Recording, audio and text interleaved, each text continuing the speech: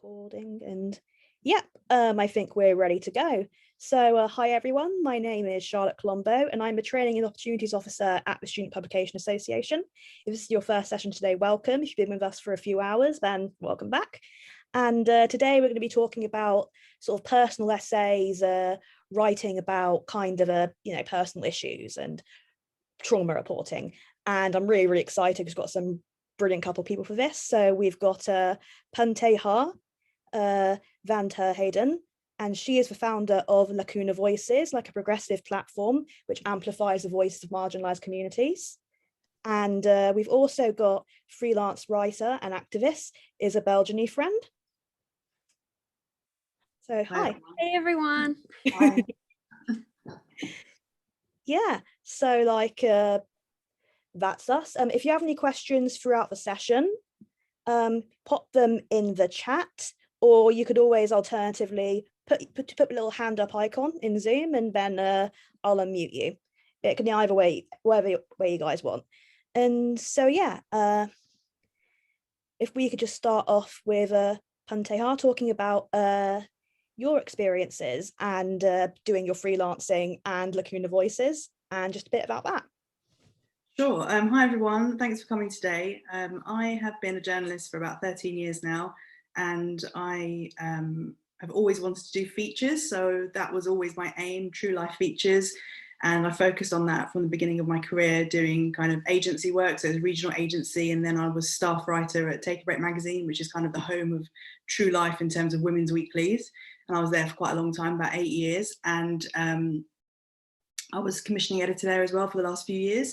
And then after I had my baby, I went freelance. So I started writing more about myself actually after I went freelance, because it just kind of sort of naturally went that way, but I still write a lot of other people's stories too. And yeah, so I started Lacuna Voices about a year and a bit ago. It's been like in the pipeline for a year before that. So I was just working behind the scenes, getting it going. And so it is just all true life, first person stories, lots of different journalists from various places, including Isabel, who wrote for us. So people from all different walks of life telling their true life stories, and that's kind of my bag, just doing true life really. So it does naturally lead into that personal essay writing, and I've done more of that in the last couple of years. That's kind of just an overview of what I do.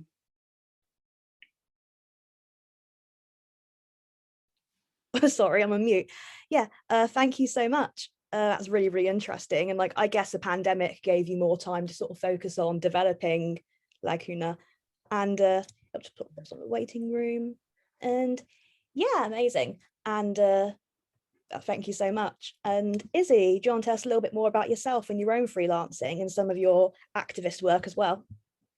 Sweet. Yeah, so I've been like freelance journo for I think 2 years.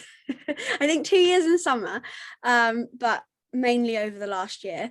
And a lot of how I started was writing about like my own experiences having a disability, because I've got cystic fibrosis. So I write a lot about the discrimination I've faced, and that's been helpful for me. But also I think that sometimes hearing like a first-hand story can help kind of raise awareness about certain issues that maybe people don't like think about that often or don't really realize. So that's something that was really important to me. And then with my activism and campaigning work, I am really into like doing stuff that's about healthcare and access to medication and the NHS, because big corporations just like monopolize things and make things really expensive for everyone, and it's not okay, and healthcare should be given for everyone no matter where they live in the whole world.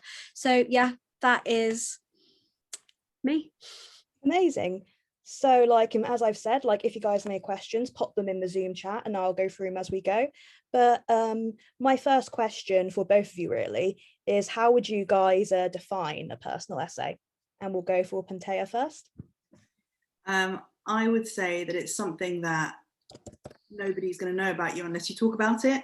So it's not something that they could likely find out just by kind of snooping around your Facebook or anything like that. Although I realize that nowadays, especially I do it too, I write about my chronic illness a lot on social media, but it's really exploring an angle that you've not publicized before and really talking from the heart. And you may be telling your story because you know, as Izzie said, that maybe people don't have very much awareness of it, so that might be a reason you tell it. Or for me, often it's been that when I've read the story about someone else who has endometriosis like I do, I found it quite comforting, because it can be quite lonely having an issue like that. Whether it's physical, emotional, or whatever it is that you're going through, often if you tell your story, I think, in my experience anyway, people have often approached me afterwards, complete strangers, and said, you know, thank you for telling that, it's made me feel better, or whatever. They've always had positive feedback. So I think it's multifaceted why you might tell a personal story. But for me, I quite, it's a good thing for me when I write about it. I find it quite cathartic. I don't know, Izzie, if you find this too. I find it quite cathartic getting something out onto paper, and sometimes it helps me process. Like I wrote about, quite recently, I wrote about how I feel guilty as a mum for being in pain, and I explored kind of what that guilt was about and what I was worried about in terms of my daughter. And it was quite cathartic. It kind of revealed a few things to myself when I was writing it, that I hadn't been able to really work through properly. So yeah, it can be a cathartic experience too. Amazing, thank you so much. And Izzie, the same question to you. Yeah, I think personal writing, it's like sharing a part of yourself, but sharing quite a lot about it. I think that sometimes in like journalism and writing and stuff, when I do features and stuff, you can only kind of scratch the surface. Whereas I think with the personal essays, you can kind of really get in and like add that color that maybe other articles kind of don't really want. And I think that then you can understand someone's like experience more so than just maybe facts and like the very basic level of it. And so it is like, yeah, really cathartic to write. And a lot of the time I sort of find it quite emotional if it's something that I'm not really used to writing about. But I think it's important because it can help other people then kind of be more confident to talk about what they're going through maybe, and get, if it's help that they need, or just like to talk to somebody. I think that when you see someone else being vulnerable, it helps you become more vulnerable, and that's not always a bad thing. I think it's sometimes really good. So yeah. Amazing. Like, I can stop saying amazing, but I do really love both of your work, and I definitely relate to the cathartic thing, like yeah, like writing about like mental health and disability especially. Like it's been very helpful for me personally to process things, and I know that's the case for a lot of my friends. And yeah, it's a really wonderful thing, I think, to be able to get it out there. And just following on from that, I've got another question I just got through. So like, what would you guys say is the biggest misconception out there about like personal essays as a type of journalism? I would say that you have to put your soul on the line, that you have to write about what you don't want to write about. And I don't think that's the case. I think you pitch something and you set your boundaries with the commissioning editor, and you both know what to expect. I think that kind of almost borderline exploitation feeling comes from if perhaps when you've been commissioned, you've pitched something, and then later on you don't want to talk about that anymore. So sometimes there can be that, it can be a bit jarring. But I think as long as from the outset you're clear on what your boundaries are, then I don't think it's a kind of a scary place to be. But the other side of it is that kind of troll element. You know, if you're putting yourself out there, then trolls are kind of, we're going to be on your case sometimes depending on what you're saying. And I think that's a pretty legit concern if you're writing a personal essay. But I always find to just ignore, just don't even look, don't go below that line, just, and then you don't have to worry about that. But yeah, the misconception about having to sell your soul to do it, you only have to write about what you're comfortable writing about. Yeah, definitely, because I saw a lot recently with you know, the Sarah Everard situation. There are a lot of women, I think, especially, and like people who experience misogyny, who felt like they had to talk about abuse they went through, which is like, it is, I suppose, important to raise awareness, but not at the expense of your own comfort and your own mental health, which I think is a very important point that you've raised. And just following on from that, and like just like, how do you set boundaries with an editor, would you say? I've always just been upfront in my pitch. Or if we get into a chat about it, I'll say, just so you know, I won't be writing about X, Y, or Z. Or when I file the copy, or when I'm in the process of agreeing the commission, I'll say, I don't want you to use this word. So for instance, I wrote once about, because of all my chronic pain, I have episodes of where I need to rely on codeine. And I go through withdrawal when I come off codeine, and I wanted the editor to understand there is a difference between having a codeine dependency and being addicted to codeine. So when I was commissioning it, when I was pitching it, I made a mark like in bold at the top. The word addict is not interchangeable with dependency. And when I filed it, I said the same thing, and I made sure that I got a read back so I could be sure that that's not going to appear. And I also said when I filed it at the top, I don't want the word addict used in the headline because I'm not an addict. It's a different thing. So I was really clear multiple times about it. And I don't think any editor is going to get annoyed with you for doing that. It's better that you tell them from the outset what you don't want said, or what you do want being said, or what they absolutely can't miss out, like a plug for your blog, or if you've got interviewees or whatever, to make sure that their business stays in. As long as you agree it up front, it's okay. And just being honest about it and telling them your boundaries right from the outset, so they know what they're buying, basically, what they're commissioning, and so they don't have this image in their mind of what headline they can run with it, and then suddenly they can't run it and they get a bit annoyed. I think if you're just clear from the outset, it'll be fine. Yeah, definitely. And I think that's a really good point about headlines as well, because like I've definitely seen some people like getting undue hate because of headlines. But yeah, Izzie, what would you say is the biggest misconception around sort of personal essays? I think drawing on like another point is sort of the idea that it's not proper like journalism, or that it's not proper writing. And it is different, obviously, from hard news and features. It is different. I write across like all of those, but I actually think that personal essays to me are like the best things I read, because I feel like I learn a lot from them, and sort of more so than other forms of journalism sometimes. And I think that they're really important to like learn about different things, because everybody's going to experience, even within, say, for example, people that have CF like me, they're all going to have different experiences of living with it. And it's really important to hear about it. And yeah, I think that that's like a really big misconception. And yeah, again, about, having that, especially for people starting out, there's a lot of pressure to say, okay, you need to share all your trauma and that's how you'll get all the commissions. And it's like, you don't have to do that if you don't want. Like, you can be a disabled journalist and not write about your disability once. Like, that's fine.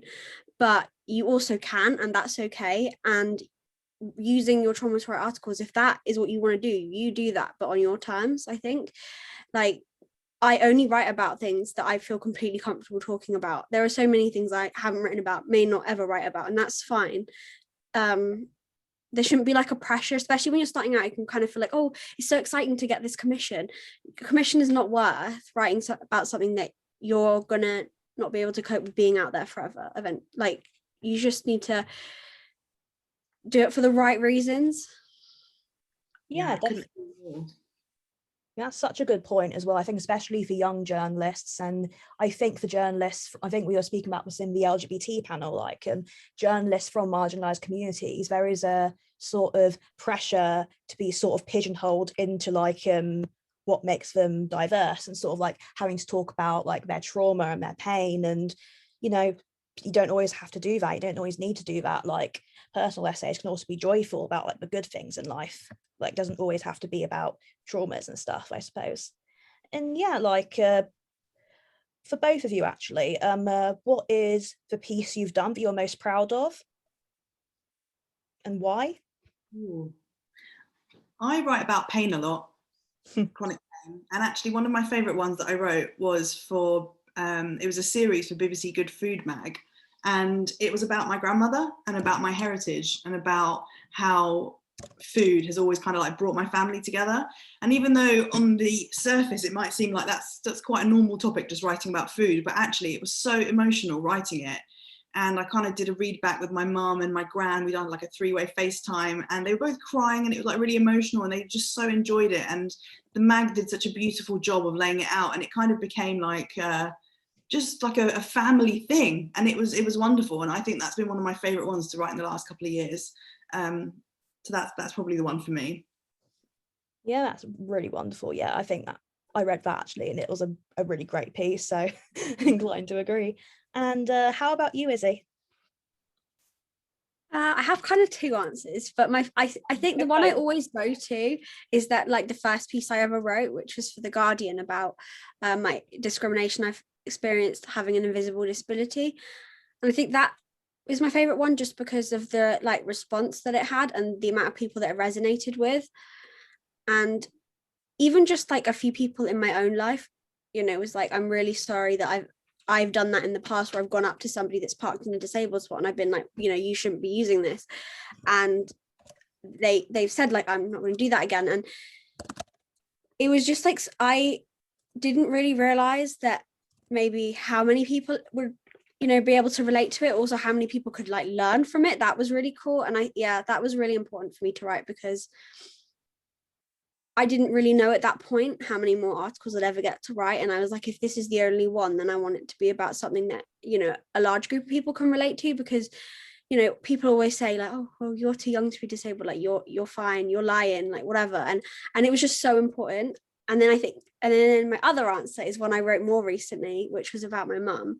And that was like the hardest piece for me, like to write about that, but it was just so important. And it felt really nice to like find a way to share about her, even though it was really difficult. And I like remember writing it, and then I was like, I don't know if I want to send it, like maybe I won't. And so then I wrote it just with the intention that I was never going to send it if I didn't want. And then I finished it and like it felt good. And then I just felt, I don't know, like more open about talking about it. And I think that's something that's really amazing about personal writing, is it can just like help, the way it can help you individually is like really worth it sometimes.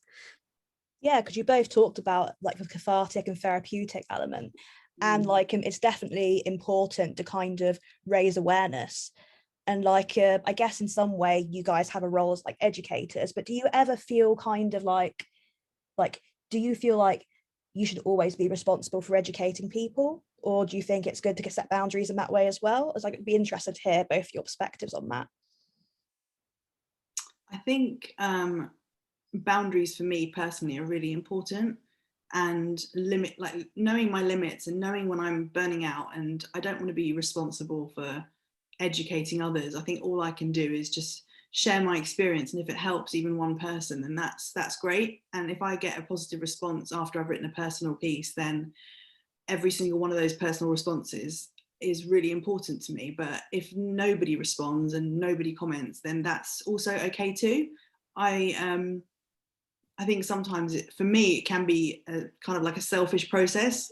It ties in with that catharticism. There are other things that come into it too. Like for me, personal essay writing is a way of topping up my income. So I sell bigger features. I work in the print media a lot, women's mags and newspapers, and sometimes I just want a digital hit.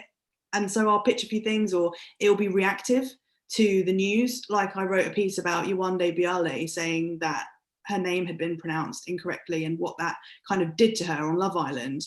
And I wouldn't normally wade into stuff like that, but I felt really passionately about it. But, you know, beyond that, like I don't see it as my role to kind of like be responsible for other people's learning. All I can do is just share mine, and if somebody learns something from it or gains a bit of perspective or finds some comfort in that, then that for me is a, you know, big bonus. That's great, because I was a little curious as to whether you ever felt like, as a result of talking openly about like your disability and like and being a mother, that you felt this sense of like pressure for like educating people on stuff. So it's good that I think sometimes afterwards what can happen is people is the trolling for me. Sometimes it doesn't happen too often, but when it does happen, it can really impact your mental health.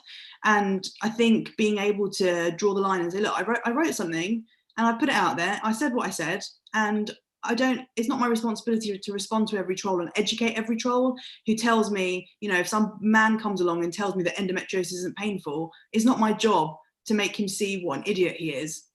He can have his idiot opinion, and that's fine. I don't feel the need to have to correct him, because I'm the one living with endometriosis. I know what it feels like, and if he wants to be a bit of a troll, then fine. So I think being able to draw that line is actually really good for your own mental well-being and not feeling that pressure to do so. Yeah, definitely. And Izzie, the same question to you.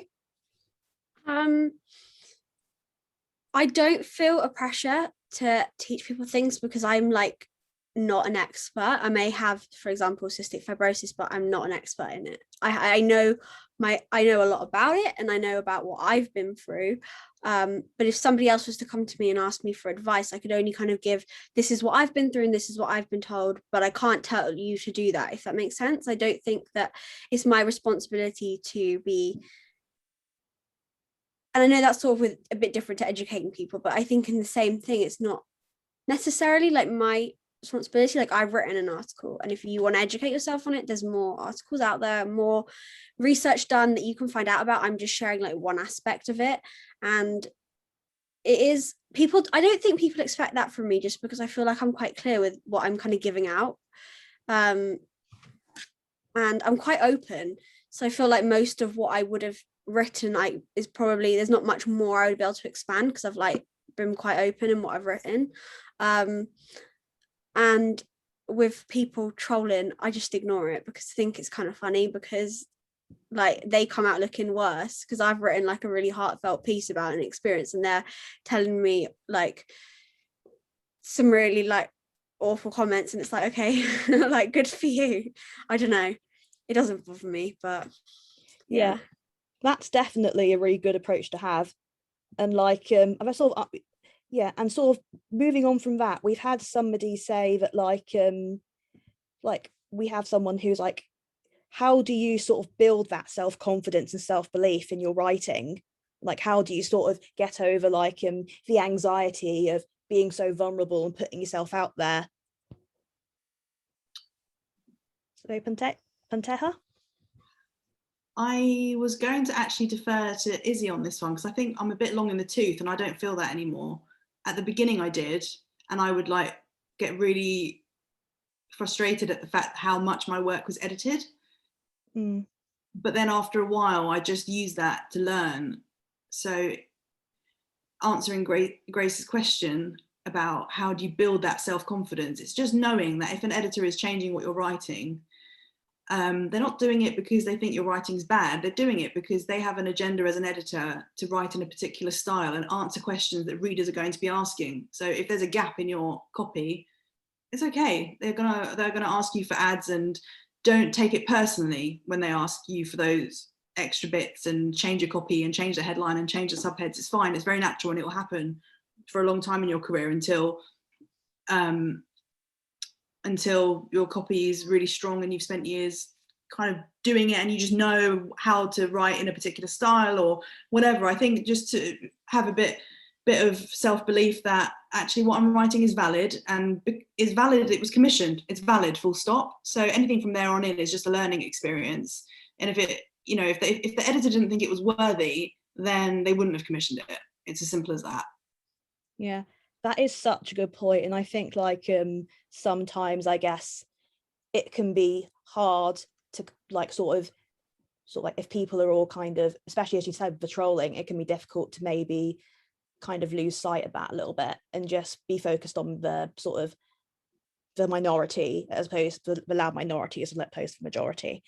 And how about you, Izzie? How did you kind of build confidence to pitch these sort of pieces in the first place? And like, how did you go from like thinking, okay, I'm going to talk candidly about these issues, and like, because obviously it is, again, as I said, quite personal and quite a big step, and once it's out there you can't really take it back. So so how did you manage to get to that stage? Well, I guess for both of you really, but if we speak to Izzie first, if that's all right. I think that for me, I was so angry with what I'd been through, and like and not just me, what I've seen other people go through, that I thought I actually just want to write these articles and share my experience, because I'm so fed up of being discriminated against or having to go through all these, wherever it is. I'm just going with that example because it's kind of easy to talk about, but like I was just angry, and I was like, I need to write this because I need people to learn from this and change their behavior and the way that they approach things. And that was how I got my confidence. And then I was like, I know that this is important, so I need to write it. And I think that if you're going in, you know, with your pitch and you're confident about your idea and you're confident in yourself, even if you don't feel it inside, you know, then they'll feel that. I think it's that whole thing when you're starting out, you're like, oh, is this okay? Sorry if this isn't that good, like let me know. Just like cut that out, like write it all in and then delete those comments when you're about to send the email. You don't need that. Just say, this is my pitch, like, you know, be confident in your idea. And it can be scary when you put something vulnerable and then someone's then going to pick it apart and like change things, and that's normal, that's the process. And they're not, you know, criticizing your experience or your life. They're literally just making the words fit into their publication, and it's nothing personal. And if it is something more personal, then that's on them and not you. And I've not really come across an editor like that, but you know, so I think it's just about remembering that like you're just doing your job and so are they. Oh, thank you. And do you have anything to add, Punteha, or you? Would you mind just repeating the question for me? I got so into what Izzie was saying, I lost track of what. Yeah, it was a wonderful question, but it's just kind of like how you kind of got to a stage where you felt like you were ready to sort of put something so personal out there, really.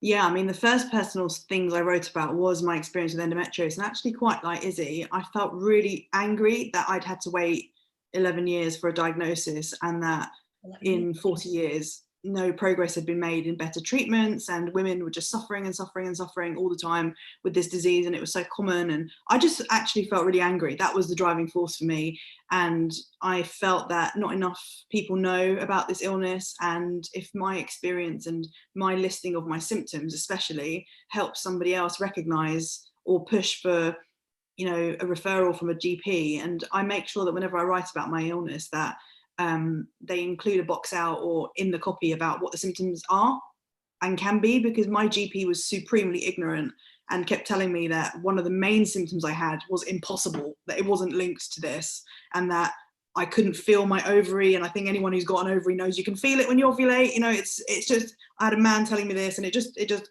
irked me massively. So I think anger was my driving force on that.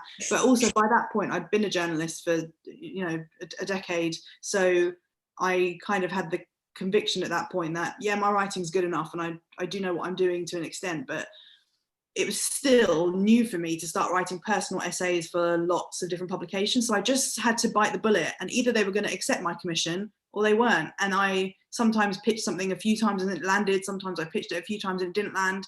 And I tried not to take it too much to heart. And I learned, I kind of relearn actually, because I'd worked on a mag for so long, that with news, it does have to often be topical. It can't always be a standalone piece that isn't relevant to anything that's going on. And so I just saved my personal essays for when something was relevant, what was going on in the press, and I thought this is a good week to pitch it. So you can always revisit an idea that you've had that maybe didn't land the first time and just pitch it at a time that it's more topical. Yeah, definitely. I can't believe that about the ovaries. Like I learned that in like year 5 sex ed. So fact as someone at med school didn't matter. And he had medical students in the room. So this old boy was training young new doctors about endometriosis and telling them that women cannot feel their ovaries.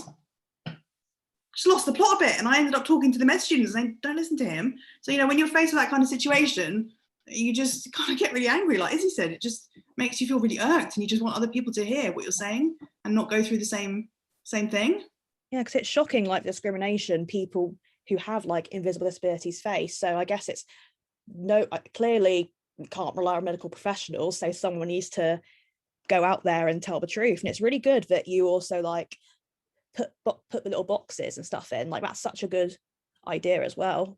And like I've got like a little 3-in-1 question here for you guys. If I could speak to Izzie first, this one, just so we can go back and forth. So how do you conclude a personal essay? How do you decide what the overall message should be? And does it always need like an overall message / lesson?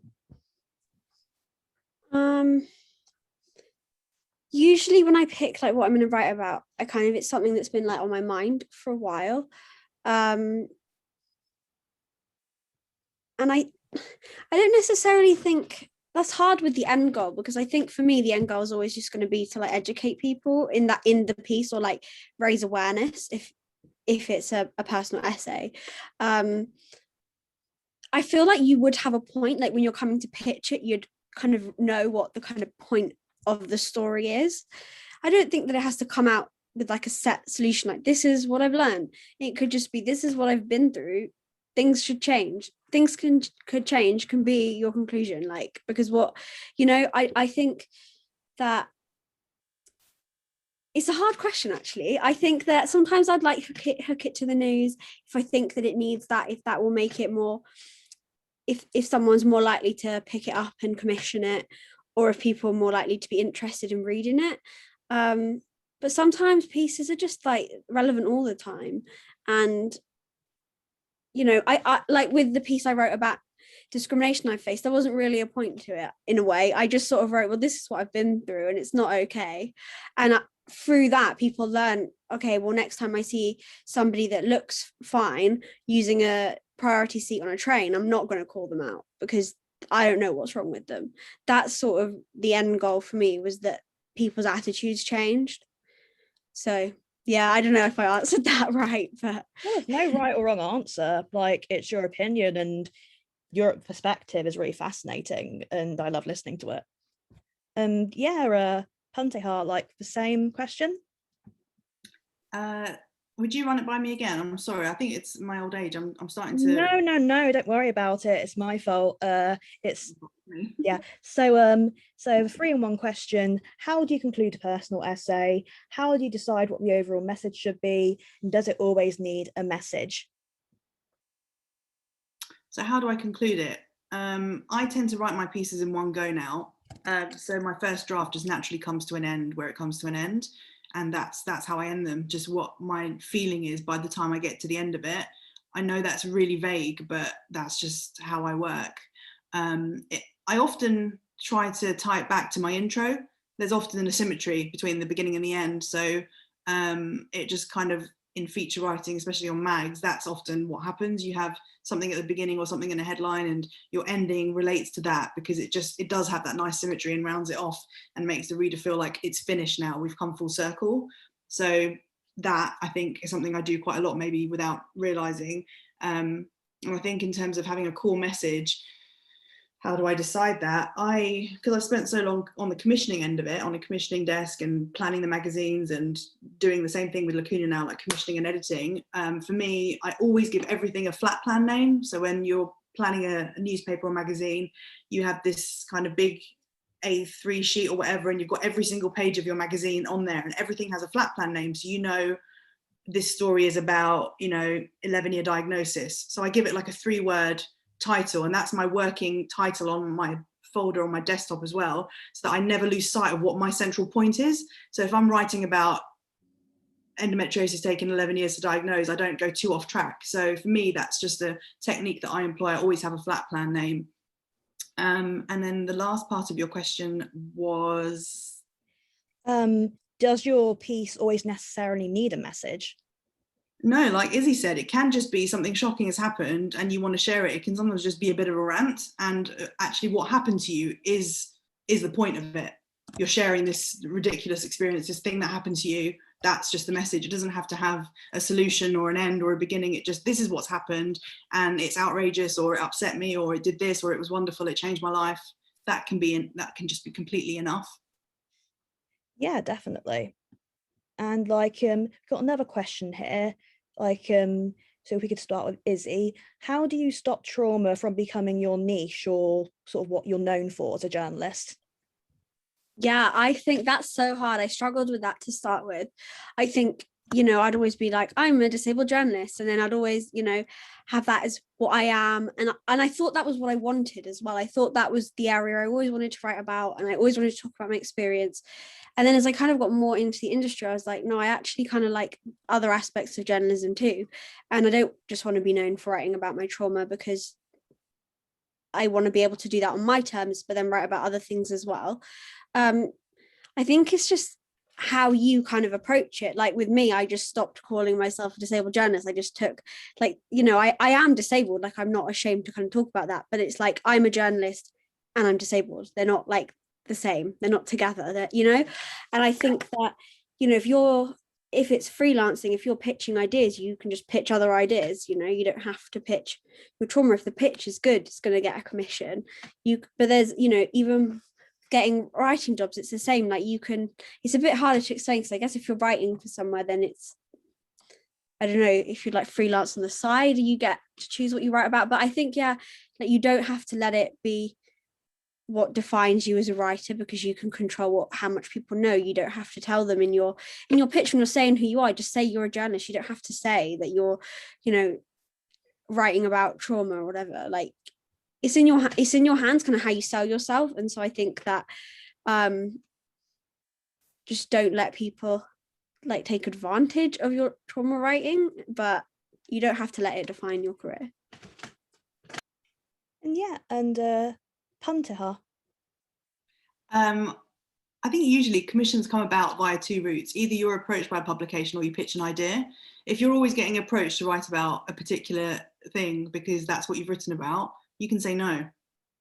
And then that kind of kills that pattern of always writing about one thing. And similarly, pitch loads of different things that you're interested in. And I think there is really a truth in saying no, write about what you know. So if you know about, I don't know, like crafting, and you have a trauma and you've had XYZ happen to you, then pitch things on all of them to different publications. Don't always pitch to the same publications. You know, find something that you like reading and have a look and see what their personal essays look like, and come up with a list of ideas and just pitch them all. And sometimes, especially having been on the commissioning end, I don't need a full pitch to make a decision. Somebody can sometimes send me a bullet point list of, these are all the things I've got in mind for a personal essay. Does anything tickle your fancy? And then you can expand on those and give them a variety of things.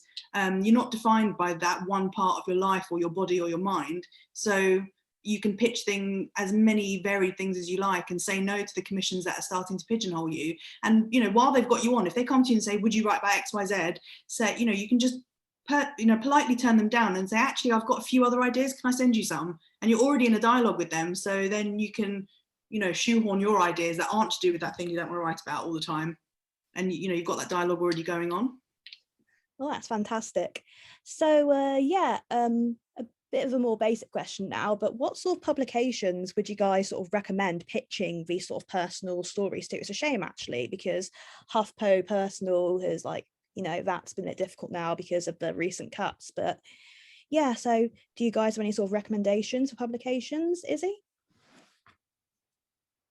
Yeah, I know. I was going to say HuffPost because I had such a good experience working with them, but I don't know how that's like working anymore. But I wrote a personal essay for Stylist, and they were really lovely. I really enjoyed working with them, just because I felt like they were going to like take care of it and, you know, not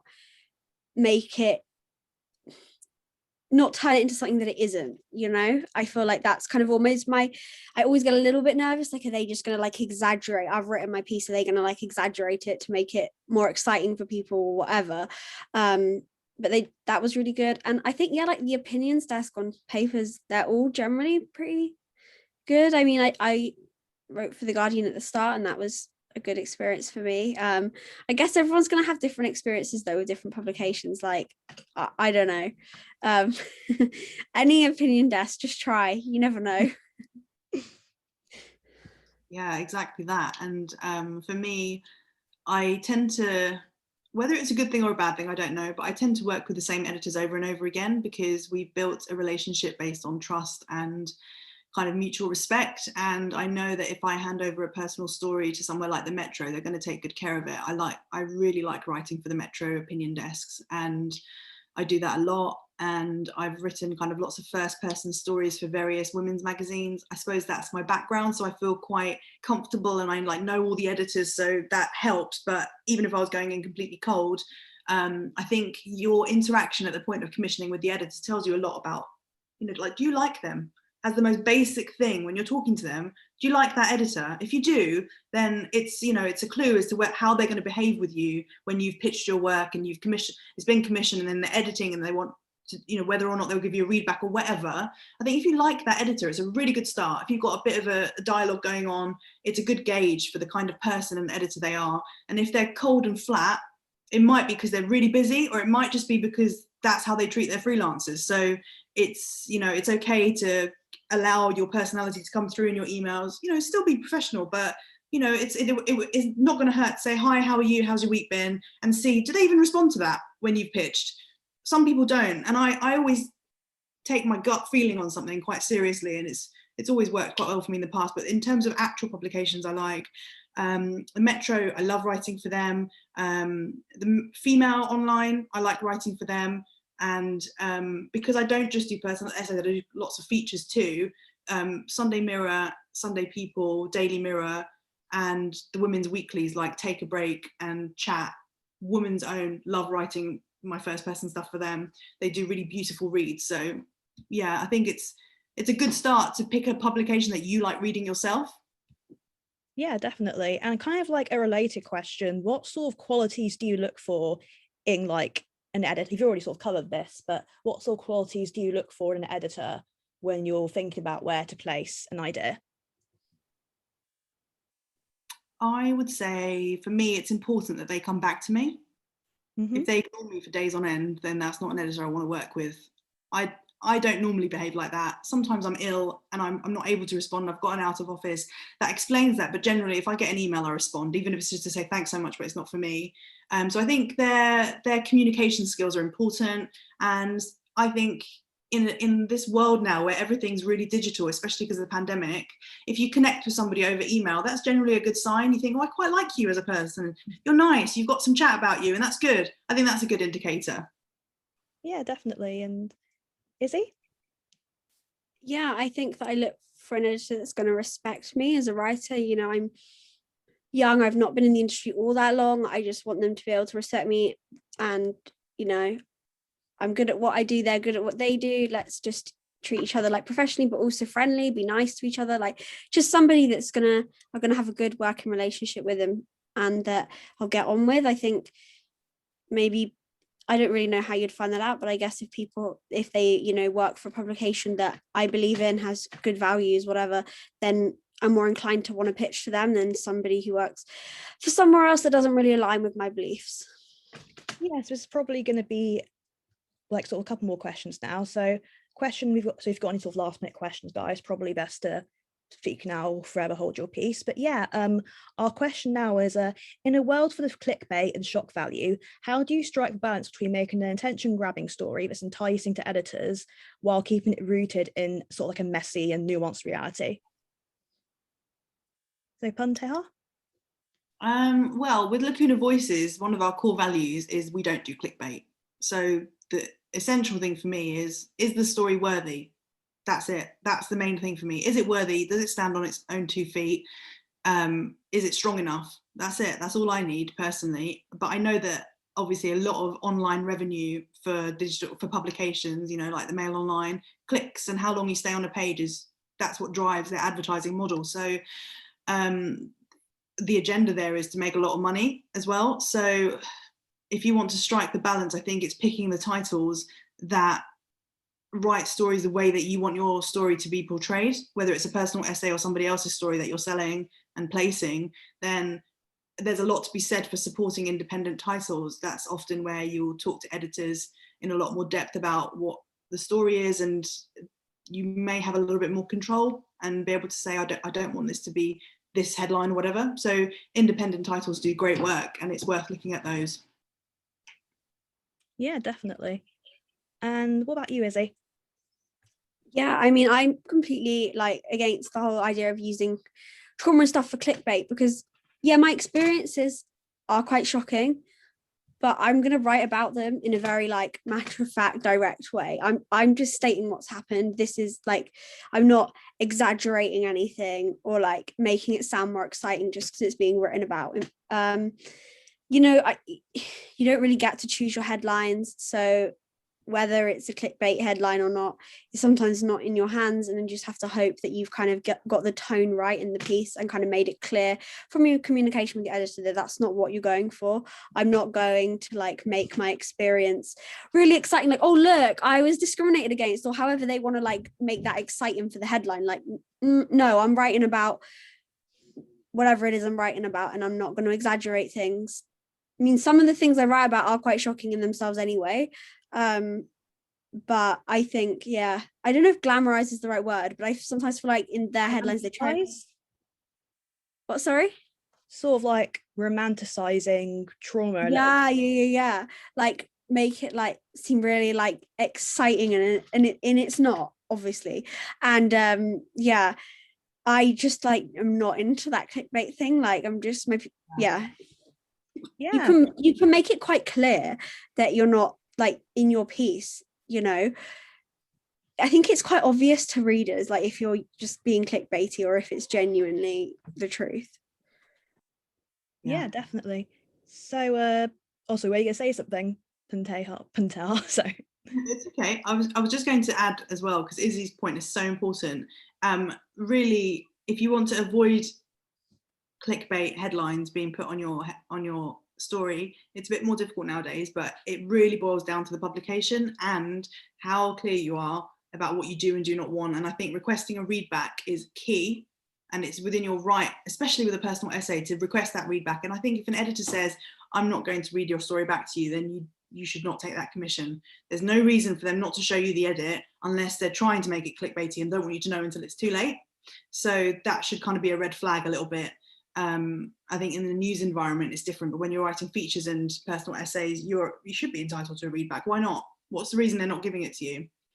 And just picking up on a point from the original person who asked the question about making a story enticing to editors, tying it in with something that's newsworthy and knowing when to pitch it is really helpful, because something that you pitch this week might not be relevant, might not be picked up, but next week something happens, a celebrity says something, there's a breaking news story, there's a big hoo-ha on social media that everybody's talking about, and suddenly that point that you wanted to make is now completely enticing to editors who want to pick up on that momentum and carry it through and get their clicks, and it becomes relevant again. So that can make it enticing, the newsworthiness of what you're saying in your personal essay. Oh yeah. So thank you so much to both of you, and thanks to everyone for coming. But how can people find out more about yourselves, your projects, your work? Yeah, sorry. Punteha. Sorry. I was just going to say, Izzie, do you want to go first? Oh, okay, sure, yeah. So I kind of just talk about it on socials. So like my Twitter is Jani-Friend, and my Insta is like Isabel Jani-Friend, and yeah, I guess that's where I talk about what I'm doing. So yeah. Yeah, same, probably social media. So VT Features is my personal journalism one, and then Lacuna Voices is the publication that I have, but my website as well, VT Features, will tell you all the kind of stuff I'm up to and my latest work and stuff. But yeah, social is probably the best way to just have a snoop and see what I'm doing. Yeah, do have a snoop, and definitely thanks so much for joining us, both of you. It's been a really interesting discussion, and thanks for your patience with me. And again, I definitely learned a lot from it, and yeah, definitely like pitch to sort of Lacuna Voices and places like that. And yeah, they've just, so Izzie and Punteha have just put their social medias on the chat if you guys want to have a look at that. And yeah, thank you again. And we have got another event shortly, which I'm just going to check what it is because I've forgotten. Yeah, so you guys have a choice of three. Like we've got, have we got a choice of three? Yeah, making your social media stand out to employers, sports journalism, or lifestyle journalism. So if you guys want to come along to any of those, then you're welcome to. So yeah, thanks again for your time, Punteha and Isabel, and have a great day. Thanks for having us. And if you have Pleasure. any questions, like DM me. Like I'm always up for answering anything. Same. Thank you very much for having me. Ella's asking for a link for like socials, I think, if that helps.